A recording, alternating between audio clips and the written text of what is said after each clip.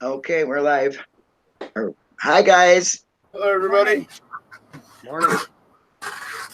Okay, so we got Kay Ritz and Steve Erdo, Arado. Irado.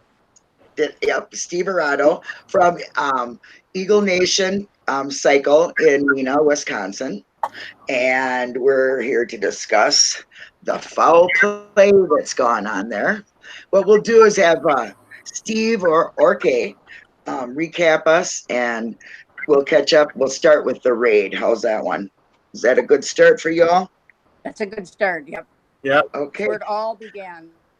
Okay. The floor is yours. For those of you who haven't, go over. You can go over after this and check out over on my channel the raid video where you can actually see the missing 20 seconds, which I'm sure you're going to hear referred to now. So you can actually see this, footage from this raid over on my channel. So I just wanted to say that.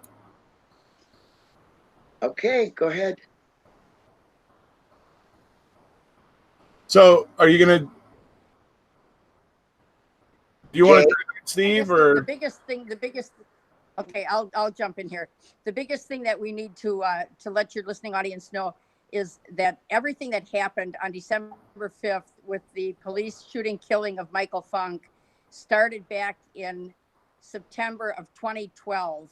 The city, we live in a small city here with probably about 25,000 people.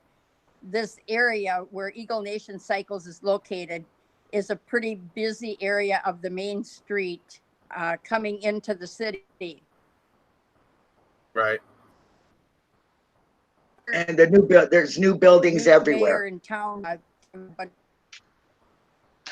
there is new buildings. There's a new hospital across the street. There's a new office building on the corner where he had his tavern that he sold back to the city for 3 times what he paid for it. They wanted this building. They did a lot of houses and other buildings all around the area. So the main focus, the whole thing here is this building. So they were going to do anything that they could to take it by eminent domain, to make a real lousy offer. What they did was they set up, the MEG unit set up a raid that they were going to come in here and they were going to find the Eagle Nation Cycle people manufacturing drugs. So Officer Craig Hoffer, who headed it all up, set it up with the new chief of police at that time that had just come to town. And on September 21st, I think it was September 21st, about 1:30 in the afternoon, both the front door and back door to the Eagle Nation Cycles building flew open, and probably about 30 to 40 tactical unit police officers in full gear from head to toe rushed the building. Armored vehicles outside. They had armored vehicles outside of the building, and they had their dog with them. Their drug sniffing dog was here. They pulled a bunch of people that were working here at the time, because this is a motorcycle repair shop, which is a very, very busy shop. Mm-hmm. And Erica, why don't you jump in and tell us a little bit more about the raid that you've got the video there. Why don't you jump in on that? Right. So ultimately, like what Kay was just saying, folks, is, and to reiterate something she was saying, when she was talking about what it looks like outside of Eagle Nation Cycles, folks, there's a video I did recently where I uploaded my iPhone footage from when I did the tour of Eagle Nation Cycles. And just before we did the tour, I actually did a thing where I kind of just panned around outside of Eagle Nation Cycles, and you can see all the new buildings. I mean, it goes all the way down the street. Right. That's like Main Street Neenah right there.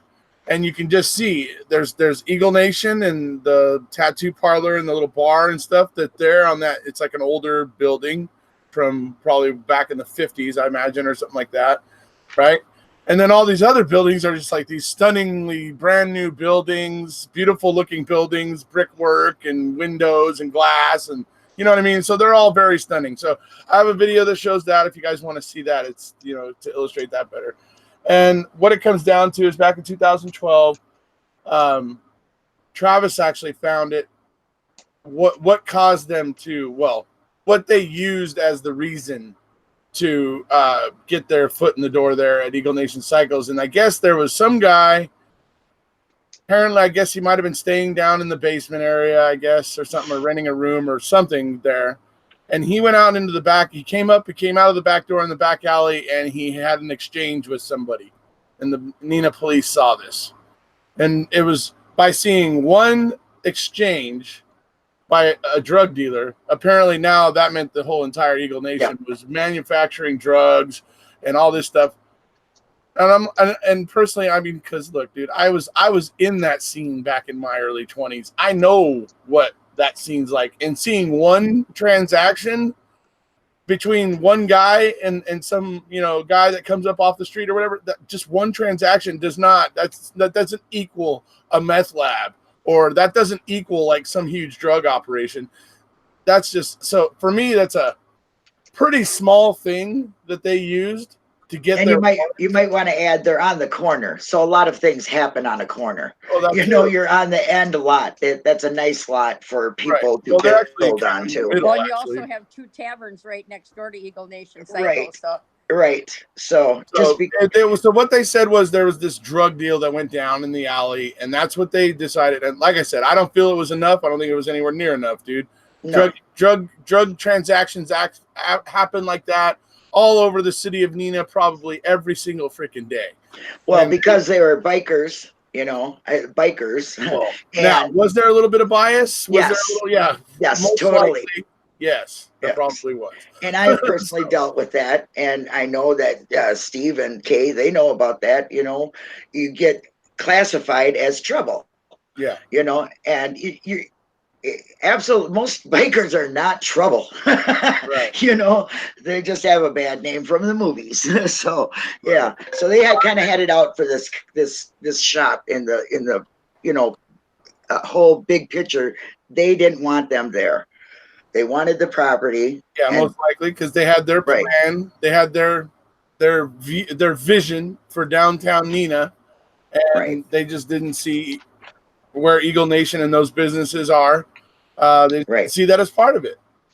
Actually, when they were trying to take the building, when they built the big building that you saw in the corner that we call the Michael Funk building, when they built that, the mayor had promised the builder that they would have X amount of parking spaces to go with that building.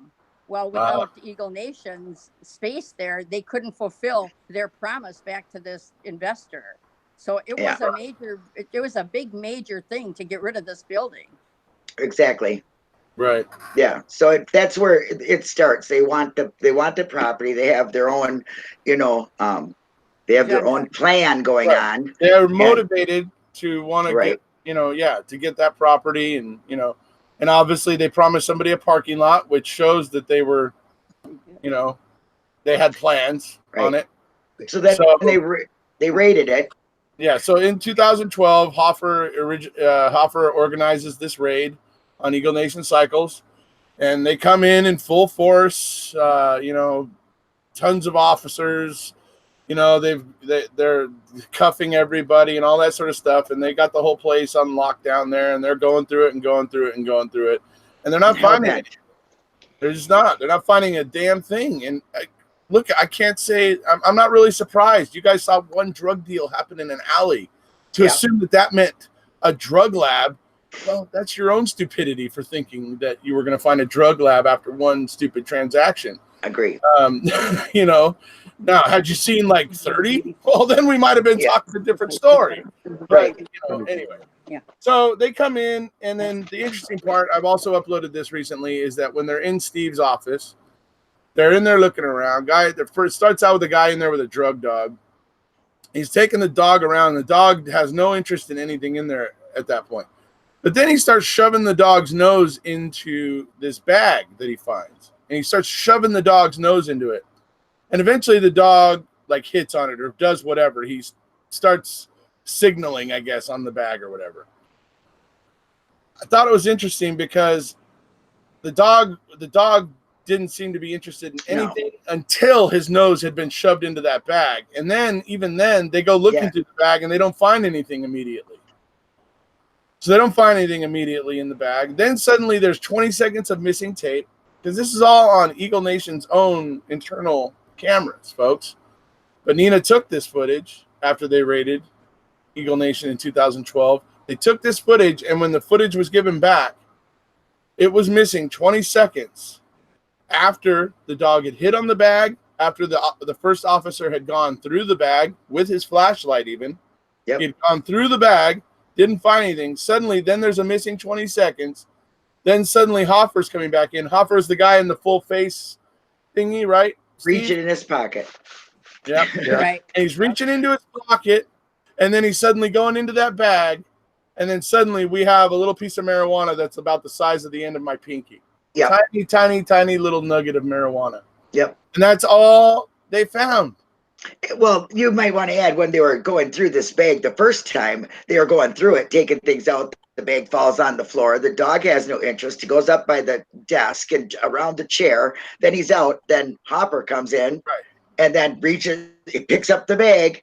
You can see him reaching in his pocket with his two little fingers, grabbing something, taking that bag, going around, and his hand was right there to drop it in. Then he's looking through it. And then there it must magically is, just kind of like a magic key that we all know about. So, And what was interesting with that at that time, that video that you're talking about, it shows the chief of police walking out in the hallway with his hands on his head, just pacing back and forth like he's waiting for something. And then miraculously, you hear Hoffer yell, "Chief, I found it." Right. And the chief just flies over to the door of Steve's office there, and bingo, they got it. Yeah. But it wasn't enough to do anything, because it's not manufacturing. It's not probably even an illegal amount, So, Yeah, I mean, I got to imagine that they ended up planning that just because they didn't want to look like complete idiots. he probably took it out of his own pocket. It wasn't what we thought, but we found something, right? Like, if So, I get this feeling, gives him more reason to Nina watch. PD has to try to like cover their ass like this a lot, because they go off half cock a lot. Yeah. I get the feeling that that's a problem they have. And it just gives him more reason. There's one thing I'd like to add, is the day before the raid in 2012, the city showed up with a fire inspector, which they come a few times a year unannounced.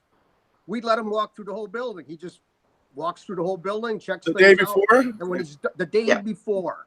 So he walks through the whole building, comes back up, gives us a report. I got a copy of the report if Richard would like it, or if you'd like it. Everything's okay. And then the next day we're accused of drug manufacturing in the same building. Okay, so whatever happened to that there after they found that small amount of marijuana? What did they do about it? I mean, I know that just gave them more reason to watch you, probable cause to watch this place. So I understand that, but did they give you a ticket? Did you have a fine? I spent 8 days in jail without any charges. And then after the 8 days, they charged me with the pot possession. Right. Of which I pleaded no contest to. But I spent. They were trying to get him for a bunch of other crap. So right? during the 8 days, were you shut down then, or just you went to jail? Well, I was taken to jail, but there's one other thing that also happened in the 2012 raid I think is interesting. And what happened is Michael Funk was thrown on the floor, and there was an officer on his back putting his handcuffs on and asked him if he had a gun. Now, Michael Funk had a concealed carry permit. He said, "Yes, I do." And the officer said, "No, you're not allowed to have it." And he took it from him. And then they returned it to him a couple days later. So obviously, Craig Hoffer was in charge of that raid. Craig Hoffer knew that Michael Funk had a concealed carry permit and that he carried a gun at work that we did not know about. That's what you're supposed to do on concealed carry. It was privately hidden, wasn't available to anybody, but he did tell the police. They were aware and had to return it to him. Okay. So they were aware that he carried a gun and had a permit. Okay. And as a result of that whole raid, Steve Arado and Michael Funk and two other people filed a lawsuit against the city of Nina, against Craig Hoffer, was specifically named in the lawsuit for $50 million, which is a pretty good lead into probably why what happened to Michael Funk happened. Yes. Something else I Now, want to over touch the on. time, in between the time of the raid and the day of Michael Funk's demise, there were a couple of incidences that went on where somebody came by and shot out the window in the front. So there was some interaction with the police in the couple of years there, in between there, where Craig Hoffer was called over here. We have it on video where Craig Hoffer is standing at Michael Funk's workstation. Michael Funk's Steve on the phone, and he leans over and he says into the camera, "I have young officer Hoffer here." So it showed us that Officer Hoffer knew Funk and vice versa. Whereas this whole thing, up until probably today, if you asked Hoffer if he knew Funk, he would tell you he did not know who Michael Funk was. Yeah. Okay. Yeah. That's Craig what Hoffer I was. had been here on numerous occasions that he had stopped by at the shop. One thing I want to cover here about the 2012 raid, though, is Steve.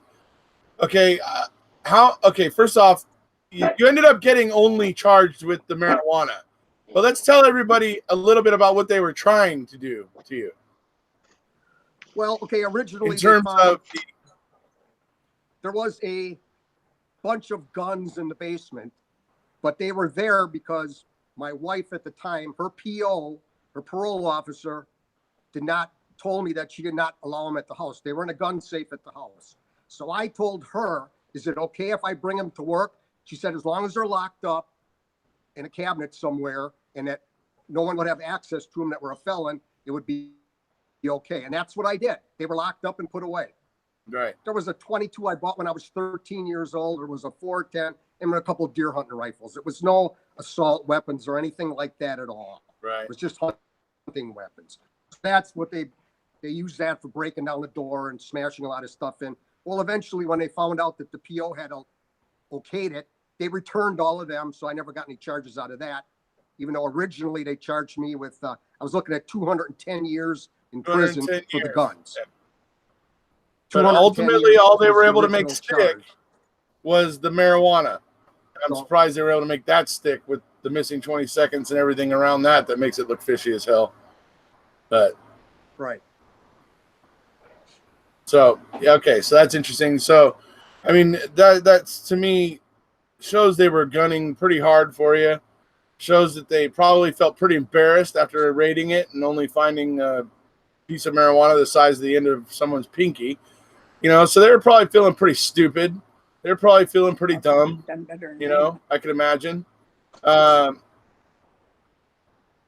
don't know. I just wonder about the decision making over at Neenah PD. I mean, and what judge gave a warrant for that? I mean, are you kidding me?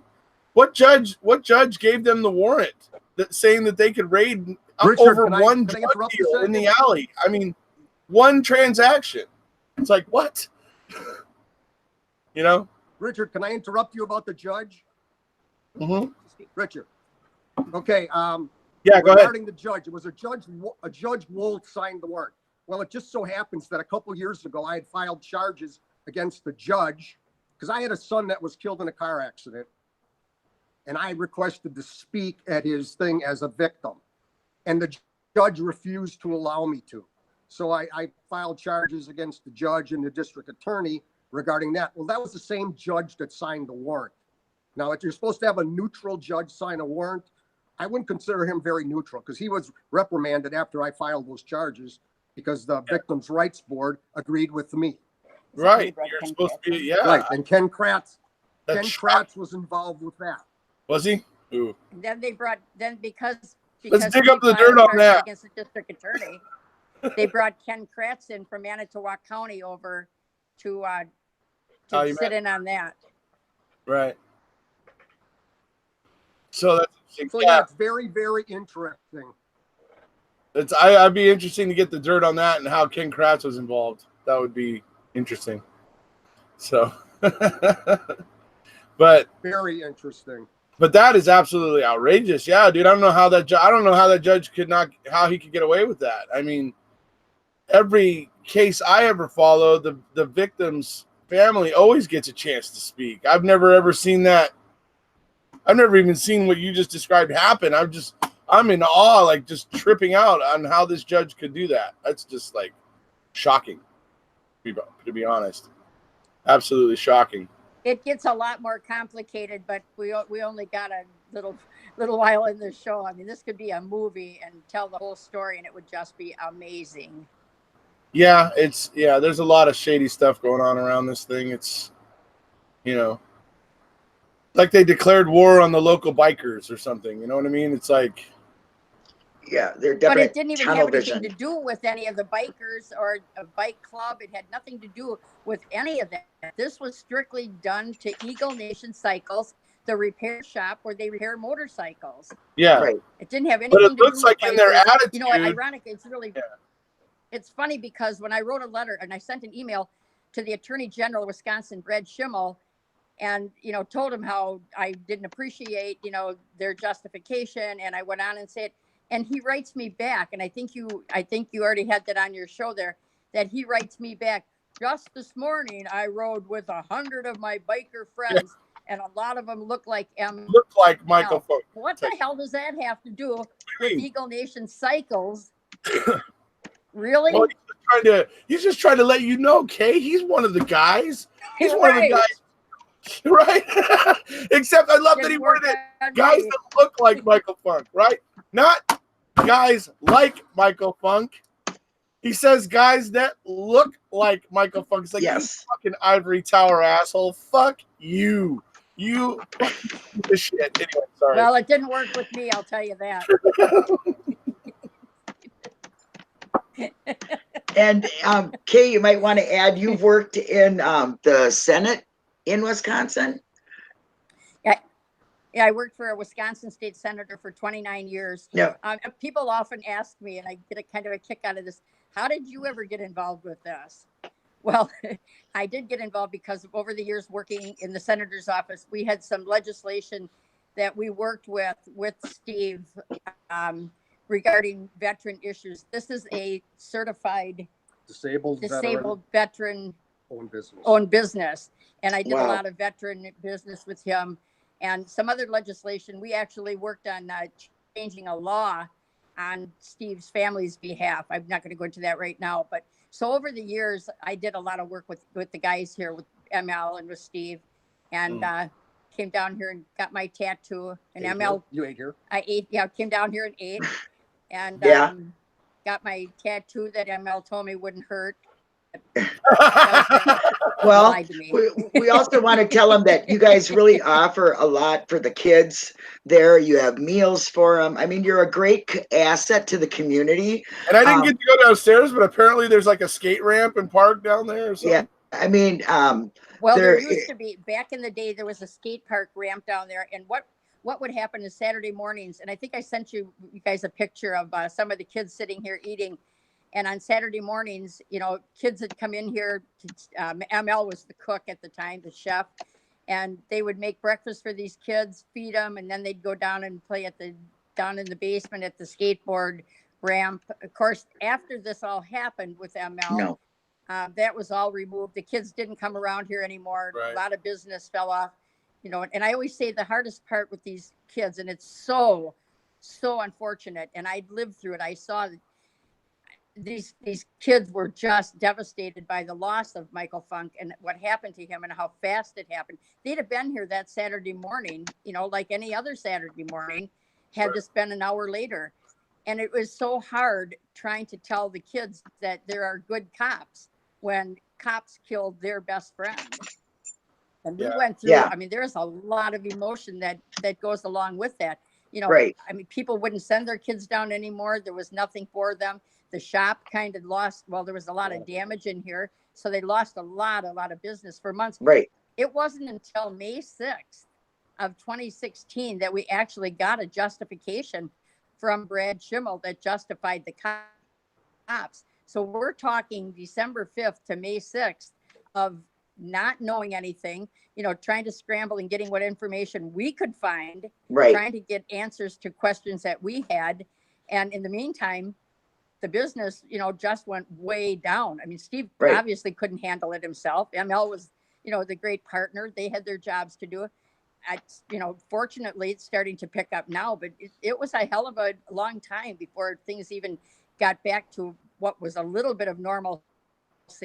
And I know we'll never get back to that now, but Right. I mean, you're trying to deal with, I mean, there's were one they, article. Go ahead, Steve. Let me I actually would really see if I can like get if Linda to everybody do got a something real quick. chance. Linda, can you look on mouse over the Hangout, and over on the left side, you're going to have something that's called Control Room, and click on it. People are talking about that the audio from Kay and Steve isn't coming through the loudest, so I was going to just try to have you turn up the gain on their input. Okay, where do I find that? If you mouse over the Hangout window where we're talking, Right. on the Settings. left side, you'll see a little thing pop out from the left. Really good. And one of those things has what looks like control levers or whatever. It's called the Control Room. If you mouse over it, it'll say Control Room. And then click it. I don't see that. See that? There should be a thing that pops out from the left side. If you mouse over on the left side of the Hangout, there'll be a little thing that pops out from the side. Well, there's a black thing there, but it comes out and it just has a camera on there, cameraman, screen share, and chat. I'll look out for somebody to hear. Really? On top, I have settings, adjust band, and settings. Settings, isn't it? All right, well, we guess we're not going to be able to do anything about it. All right. Maybe Hangouts is going away in September or August anyway. But maybe they could just talk up a little bit, maybe. I guess just try to speak up a little bit, guys. I'm sorry. People are saying that they're having a little trouble hearing you, so sorry about that. Okay, there's one thing, Richard, I would like to. There's one thing I'd like to mention. That if anybody really wanted to kind of research this, the easiest thing you could possibly do would be to Google the Daily Beast did a very nice article. It was called "Worse Than Making a Murder." Right. And you can Google that, and they really covered a lot of what we're talking about here. So if you want to read it, it's very simple. Right. I can find that and put that out for people to read. And she did a good job with that. Yeah, it's also linked in some of the videos I did, but yeah, I think. But I can get you the link, and you can put it in the description after we're done, Linda. Okay. Yeah. So you just go into edit and add it into the description after we're done here. Okay. So that's an article. So sorry, go ahead. Oh, so anyway, that's an interesting article. So, it's obviously talking a little bit about making a murder as well. So for those of you who are, used to these channels, you'll know that that's something that will be in there as well for you to be interested in. Isn't it just amazing how these two things will kind of go together? How there's so many similarities. Yes. With Manitowoc being like 50 miles away from us. You got Ken Kratz, common denominator in this, crooked cops. Right. Politics. Just amazing how things just, seem to mesh. The lawsuit, everything. Yeah. The lawsuit. Yep. I mean, they kind of like just really singled you out, tunnel vision. They have a agenda, and they're trying to make things fall together. And it's really unfortunate. A man lost his life, and no one is accountable for this. Well, they're putting it on Flatbush, but or Flat, whatever his name is, Flat Off. I can't remember the guy's name. Yeah, sorry. But he took the fall. And what were you saying? There was like 300 awards given to officers and things over this. And I mean, this is what really needs to change. If officers weren't going to get promotions for things, they wouldn't want to do things like this. They gave out I really believe commendation medals. Yeah. But the Hasty, what they call their Hasty team, they all got special medals. Yes. Over and above that. They spent thousands of taxpayer money to give these medals out. And then Officer Hoffer Yes. ended up getting a promotion out of it. Yes. Now he's another. We need to touch a little bit on him. He was in the raid, and he claims to not have known him, right? Not have known Michael, correct? He right. was in the raid, Linda. They called him in that morning off of family leave. He was on family leave that day, and they called him in to lead this raid.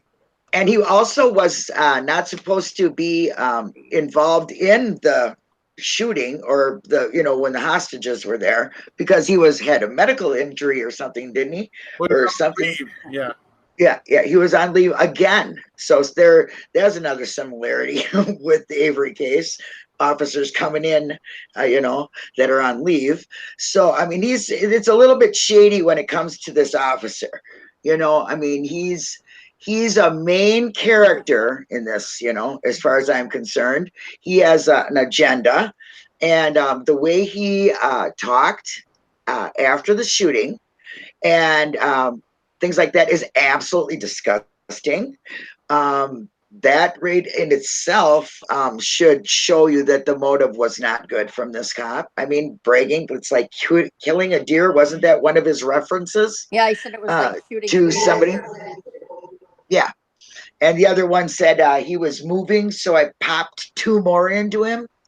Yeah, he said he was still moving, so I shot him 2 more times. Yeah, I mean, there's some pretty darn big red flags going on here. And again, the DOJ didn't think anything of it. They don't, there's no reprimands. Nobody is accountable for any of this except for the man who was in there with the gun being hostage, who did not shoot Michael. Michael, we all want to add that he was extremely close to his house, to safety. That's where he was going. The man was scared to death. He even said it to Fladoff. Well, you ought to be scared, he says. And he said, we are. So the man was scared. He was trying to run for his life. He was 200 yards or so, wouldn't you say, away from his home, away from safety, and gets gunned down. And not just shot once, but shot 19 times. And then left there for how long was it? 45 minutes or something before an ambulance was there? Approximately 45 minutes. Yeah, and then there's nobody accountable for this. And I just don't understand that. There's something needs to be done about this. Somebody needs to raise an uproar, keep it, going, because this just has to stop. For me, ordinarily, I would, ordinarily under normal circumstances, I would understand that, okay, yes, these are stressful situations, accidents happen, yada, yada, yada. But in this case, I really don't feel that way. Here's why. Hoffer was hit, whether it was by friendly fire from his own fellow officers falling down the staircase, or whether Fladoff miraculously was able to hit water if he fell out of a boat somehow and actually hit Hoffer in the helmet. Whichever one happened, Hoffer had a chip on his shoulder. And here's the thing when it comes down to it. Even there in Neenah, even there in Wisconsin, that the commanding officer there understood the implications of that. He was worried about that. And so when he saw Hoffer still walking around, still there and present and right on, very close to what had happened, he was like, dude, you need to go. You need to go and get out of here. You can't be here, man. Why is he saying that, folks? Why is that commanding officer saying that? Because he knows, just like so many other law enforcement agencies know, that once somebody's been hit like that, they're compromised. Their adrenaline's pumping. They're pissed off. They want to get revenge for having almost been shot. It clouds their judgment. It clouds their mind. It's not a good thing. And he should have been removed. And what kills me is that his commanding officer realizes that. I can see it in the commanding officer's demeanor when he sees Hoffer. He's like, dude, I love you, but you shouldn't be here. He's like, what if you shot somebody? And that's when Hoffer gets ready to act like he's dancing the fucking jig. Yep. And everything like, yeah, I shot that guy. Woo! Whatever. It's like I want to slap his freaking taste out of his mouth. But anyway. Yep. The commander even says. That commander clearly understands the concept that I'm talking about. that somebody who's been compromised in that way and been hit in that way should be nowhere around it, should be nowhere near it. Right. And I like to use that commanding officer's reaction to prove that they already know this. Yes. And didn't do anything about it. Yeah. You know what was interesting is when the Attorney General justified Hoffer and Ross, they said that they feared for their life. Now, I can never, to this day, figure out how there was 2 different county SWAT teams there. There was hundreds of police officers. The sergeant and the lieutenant were standing next to Hoffer and Ross. And Hoffer and Ross were the only 2 people that feared for their life. Yeah. Really? Yeah. When you said that, Kay, it really... The Bearcat was sitting right there at the end of the driveway, and Hoffer actually walked in the Bearcat and walked around and sat down, looking down the alley at watching Michael Funk lay there. His supervisor went up and said, should we go check on him? And he responded with, F him, I don't care if he sits there and dies. Yeah. Now what kind really? And these are people that are supposed to be protecting you. So that just, they're supposed to keep you and your children safe. Now, how safe do you feel? I know I wouldn't, not with an attitude like that. That is somebody. Tell that to the neighborhood children. Yes, and that's what I mean. Your shop provides a lot of community service to children, and you're not a bad biker gang. You know, you're not drug dealers or manufacturers. You're a mom and pop shop, or pop and pop shop, we might say, and and it was friendly to the neighborhood. When I was there, you had a lot of bikes in there, and you don't sell them, so that means that you're fixing them. So it looks busy. And you said that it wasn't, you've lost business, which I believe. So I can only imagine back then that you were doing pretty well. You were establishing some good friends and people and comeback people and things like that. And, you had other things going on. And now it's somebody loses their life, a very good man. And this jerk off cop who's supposed to be protecting us just thinks it's okay to kill the guy like a deer. He goes around bragging about it. He lets a man bleed to death. Now, police are supposed to protect, okay, and serve. That means protect and serve. But so, anyway, if that's the case, they are supposed to have an ambulance immediately. Okay, why there was not an ambulance called immediately upon a shooting of somebody, I do not understand. Was that ever explained? Sitting there, but it was the ambulance was actually sitting back in the background. The ambulance attendants never did anything. They never got close to ML. Nobody helped ML when he went down. He went down in that alley, and he laid there for that 45 minutes until, and I'm not even sure who at that time went in and brought him out. The other 2 hostages that were still in the building, when what happened with Michael Funk is when the police came in, when they stormed the building, they came in for 28 seconds and they started shooting. 2 of them fell down the steps going down to the basement. One of them's gun dropped over the railing and was laying right in almost Fladoff's hands.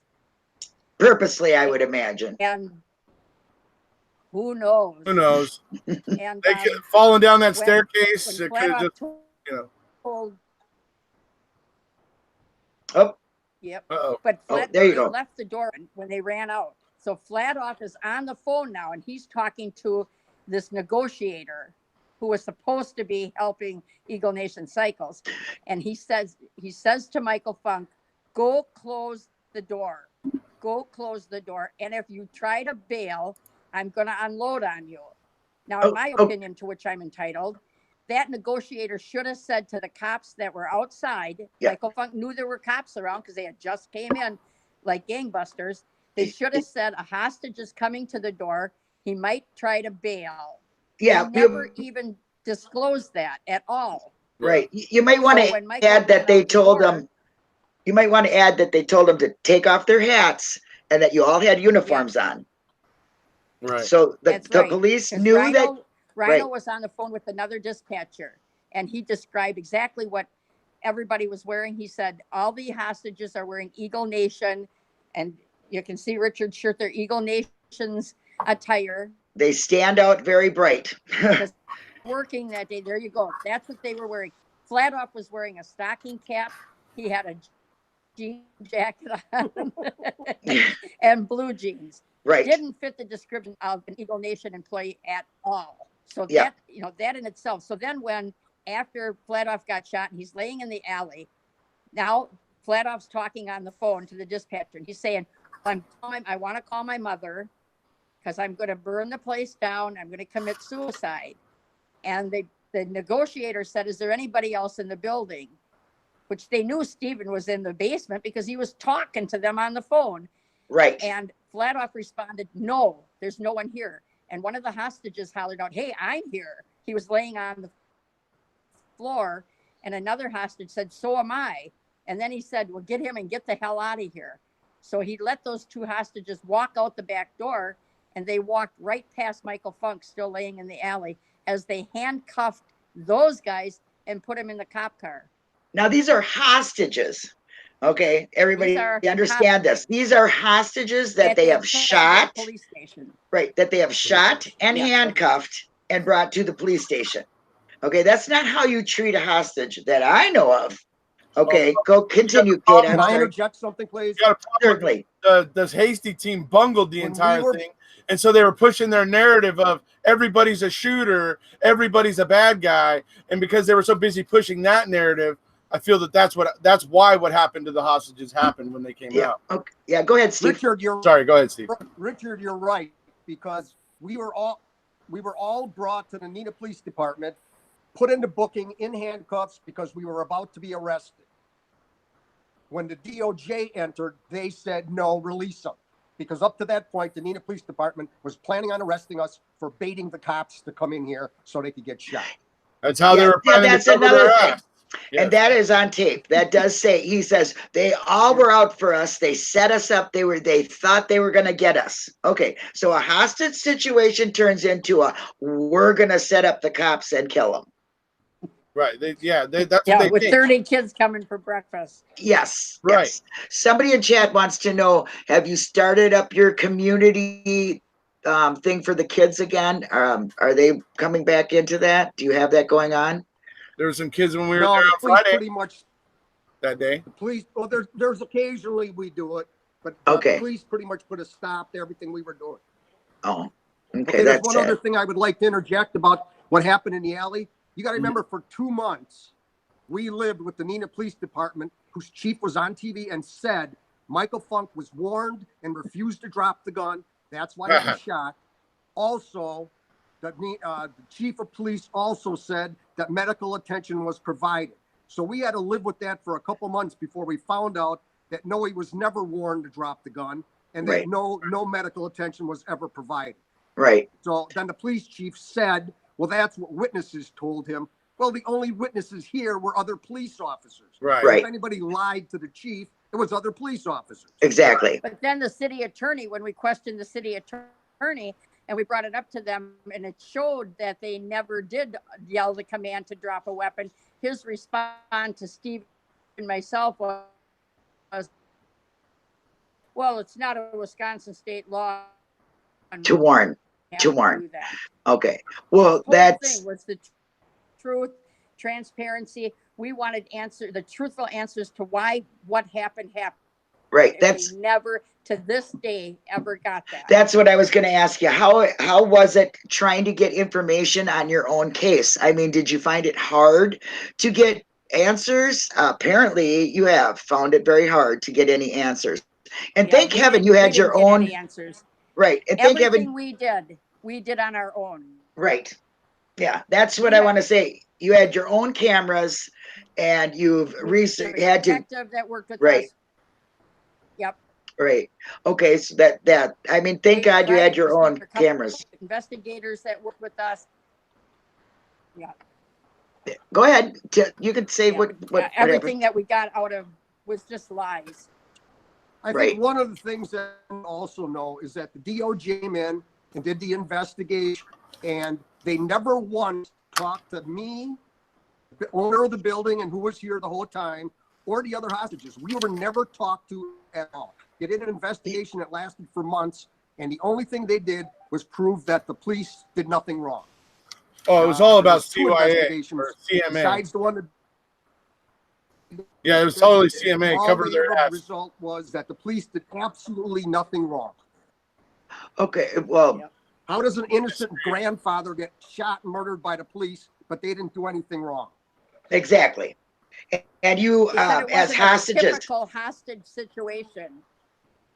well, what is a You know, my typical? question to the chief of police was when they said, I said, so how many hostage situations have you had? And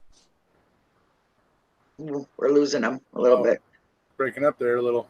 Yeah, could you repeat that again, Kay? Are you there? I said, Okay. sure. I said, when I asked them, what is a typical hospital hostage situation and how many have you had? What did you expect to do? See them duct taped to chairs? Yeah. Rocco was working on Flatoff's bike. He told Right. him he wanted him to fix his bike, and then Flatoff went over and took a pipe and smashed the heck out of his bike anyway. Yeah. So, and the And it wasn't your people at dispatch on the phone with him, your negotiators or whatever on the phone with him. Shouldn't they have known these things? You know, right? Anyway, Two of them. There was two different jurisdictions were on there. It was on the phone downstairs talking. Got and saying, "This is Steve Arado from Eagle Nation Cycles," and then all of a sudden on 9 you hold on a minute, and then you hear him saying, "Well, here's Steve Arado from Eagle Nation Cycles," and they talk to him a few minutes, and then all of a sudden on a minute. Yes, some lady's being transferred to nursing home hospital, and she's being combative. Then you hear again, 911, what's your emergency? This is Steve Arado. And this is how that whole thing went. And then Steve said, he's got a bow and arrow shop down in the basement. He said, I can go up. oh, you're broken up. You there? I did see the bows and arrows Move in the over video on I TV. uploaded Is recently. there a basement or anything? Oh man. Yeah, their internet connection's getting a little wonky, or the Wi-Fi is one of the Yeah. two. Are you there, Kay? Nah, they froze. I don't know. Maybe they're No, We're it here. unfroze. Yeah, we're here. okay. We missed like about the basement. From that point on, your Wi-Fi kind of messed up. Bow shop downstairs. Yeah. And Steve calling in and getting. I was able to pick up a little bit what you were saying, but Steve calling in and them going to another meaningless call instead of giving him any time of day, basically, right? Is what you were getting at. Yeah, several calls. Dropped his call several times. Yeah, like 2 or 3. Calls, right. And they just kept putting him Correct. off, you know, and ignoring him. So. And this is while this And then guy Steve came in would with the say- gun and told. I said right away, I said, as soon, because I started to walk up the stairs, and Michael motioned to me to go back down. Mm-hmm. Flat on, but I didn't know what was going on the phone. I said, should I call the police meeting? And when I heard gunshot go off. Police, he said, yes, right away. Right. So said, you were saved This from is being up there. Eagle Nation. I said, we have an active shooter in the building. Michael saved my life by motioning me to go in the basement. Right. Right. So, and then they hung up on you. And they hang up. Right. Yeah. Oh, they froze again. I'm gonna put my meme back. I'm gonna put that meme back up. Several times. A bunch Several of times, yeah. Okay, and so that went on a couple times, and then when you find, go ahead, Kate. But you know, we are the ones that got all the information.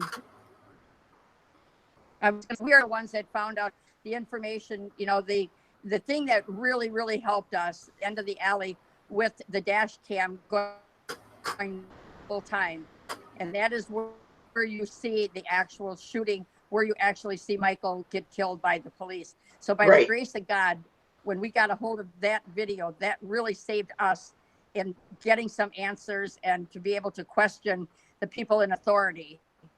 Right. 911 tapes, you know, all that stuff. We did all that ourselves, our own investigation. They Right. never, the police department, the chief of police, nobody came forward with anything. Everything we got, we all worked hard as a team together, and we Right. got all the information, or we wouldn't know that today. Yeah. And then that's another thing. I mean, you should, as victims, because that's what you all are and were, should be able to find this stuff out and be able to have clear answers. And of course, when the police are involved, they're not going to give you the answers, especially when they're doing the wrongs. Okay. So what have you been able to do with any of the new information that you found out? That they, you know, you have film and stuff. Is there anything you can do or we can do for you to help you with anything? Linda, what we can do is what we're doing right now. I mean, we've the lost out, you know, the Teresa Funk, Mel's wife had a lawsuit against the city as well. That was, well, she passed away of cancer a couple days after that. There's nothing we left the building. We filed some papers against him to get rid of him. The sergeant has resigned. One of the officers that fell down the steps resigned. You can't tell me they didn't know what was going on. They wouldn't have left as fast as they did. But what we're doing, talking with you and talking with Eric Hosey and getting the word out like this is what we have left to work with. And we will do this until we always say Phyllis Funk, Michael Funk's mother, tells us to stop doing it. Well, unfortunately, she passed away on June 26th. So she will never be here to tell us to stop. So with that said, we will never stop. And we appreciate all that you guys are doing to help us with this. Oh, hey, I appreciate getting your story out. Let's put it this way. I think you guys have lost, and like I said in my title, the loss is greater than they say. You know, that it's very touching, it's very sad. And Steve, this was your partner. You feel a great loss, I'm sure, and you're trying to get your business to still keep going, and you have to deal with this. How's it been for you? Well, it's been very hard. You know, we bought this building in 1998. For the first 10 years, we had no problems whatsoever because we fit in. This wasn't in neighborhood, and we fit right in. Decided we're going to develop this area. That's when all the problems started. Now, the fact that my partner got murdered, I feel he was murdered, and that's not what I've said all along. Oh, I feel it too. I agree. I certainly think Hoffer's mind was clouded, and Craig Ross murdered Michael Funk, and that was what they intended on doing. That was still active at the time they came in here when he murdered Michael. Now, don't tell me that wasn't a motive along. You know, and somehow we just our lawyer forgot to tell us to go to court, so they threw the whole thing out. So that Craig Hoffer planting a dope in my office was never brought up to a jury to review. That is so sad. So your legal battle could happen in anybody's neighborhood. This could happen in anybody's backyard. Yes, I agree. Especially if that backyard is in Neenah. Yeah. Well, yeah. Listen, Wisconsin seems to have a real great to have an epidemic. Yes, they do. And like I said, you guys, when you say Neenah is a beautiful place. It is. It is. So is Wisconsin. Don't get me wrong. It is. They have some crooked politics going on there, definitely. Oh, they froze up again, dang it. You froze again. No. Are you better? There you are. Are you there, okay? Okay, good. Okay, you're a little bit in and out. I'm not sure what's going on. Okay, but like I said, I really want, you know, your story is really sad and it's totally unjust. I believe there's a whole lot of things wrong with the case, but like I said, I want to get what you need to get out. So, you know, if you don't think we've covered enough here, get out what you need to say. I mean, it's your platform. Go right ahead. Well, Well, I know I got lots of stuff to be looking into as well. So. Yeah, I got my notes. Got some notes. So yeah, definitely. Well, we In and out. Yeah, it looks like looks like everybody might be starting to wake up there. Welcome to come here, and Steve will cook. Yeah, it was a beautiful place. I mean, and I really Steve will being cook for there. you. Think of your tattoo, Linda. Yeah, I already got one in plan. Tattoo artist. Yes, and I wanted to use that picture. I wanted to use that picture of Michael, but I couldn't get it to go on for my screensaver. But it's a beautiful picture that's in the shop of Michael Funk, and it is a gorgeous picture. Is that your tattoo artist? Oh, I don't know if they're gone again. He's also a friend of ours. He's freezing up. Is this the picture okay. you're talking? He owns a shop right there, I believe, right? Yeah, if you could, yeah, the big portrait of Michael. This is the picture of a funk. Okay, we're not seeing nothing right now. Yeah, your video is frozen, but we're hearing you It's at a least. picture. Yeah, we can't see it, Kay, but we can hear you. Well, We got to get this tattooed onto Paul Capaldi's face. Can we do There that? you go. okay, I don't know. Yeah, it's your signal's going in and out, dear. And I'm afraid, unfortunately, that Wi-Fi is getting a little wonky over there. Unfortunately, yeah, I'm afraid I'm going to lose you. So I just want to make sure that you get out what you need to in case we do lose you.